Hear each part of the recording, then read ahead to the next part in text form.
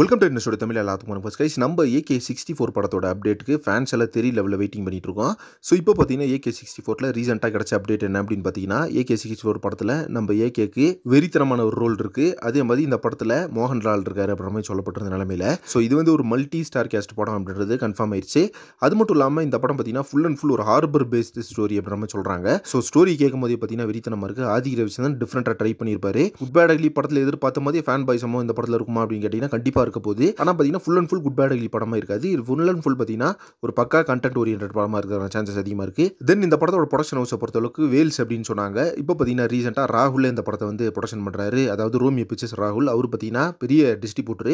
So அவர் தான் பார்த்தீங்கன்னா படத்தெல்லாம் வாங்கி ரிலீஸ் பண்ணிட்டு இருந்தாரு. அந்த வகையில் அவர் தான் பண்ணுறாரு. அதே மாதிரி பார்த்தீங்கன்னா மியூசிக் டேரக்டரை பொறுத்தளவுக்கு ஜிவி பிரகாஷ்குமார் அப்படின்னாங்க. இப்போ பார்த்தீங்கன்னா அனிருத் அப்படின்றது கன்ஃபார்ம் ஆயிடுச்சு. ஸோ நிறைய விஷயங்கள் பார்த்தீங்கன்னா இப்படி சேஞ்ச் பண்ணிட்டே வராங்க. இப்போ பார்த்தீங்கன்னா ஆல்மோஸ்ட் வந்து கன்ஃபார்ம் ஆயிடுச்சு. இந்த படத்தில் ராகுல் தான் ப்ரொடக்ஷன் பண்ணுறாரு. கண்டிப்பாக வந்து நம்ம ஆதி ரவிச்சந்திரன் தான் படத்தை டேரக்ட் பண்ணுறாரு. பக்கா ஹார்பர் பேஸ்டு ஸ்டோரி அப்படின்ற மாதிரி சொல்லப்பட்ட நிலைமையில இப்போ படத்தோட அப்டேட் பார்த்தீங்கன்னா இந்த மந்த் எண்டுக்குள்ள வந்துரும் அப்படின்ற மாதிரி சொல்றாங்க. ஸோ இந்த மந்த் எண்டுக்குள்ள பார்த்தீங்கன்னா ஒரு வெறித்தனமான அப்டேட் கொடுக்க போறாங்க ரோமியோ பிக்சர்ஸ் சைட்ல இருந்து. அது என்ன ஒரு அனௌன்ஸ்மெண்ட்டாக இருக்கும் அப்படின்னு பார்த்தீங்கன்னா, கண்டிப்பா இந்த படத்தை வந்து எந்த ப்ரொடக்ஷன் யூஸ் பண்ணுது, வேல்ஸா, மைத்ரி மேக்கர்ஸா இல்லை ராகுல் ப்ரொடக்ஷன் பண்ணுறாரு அப்படின்றது கன்ஃபார்மோட ஒரு போஸ்டர் ரிலீஸ் பண்ண போகிறாங்க.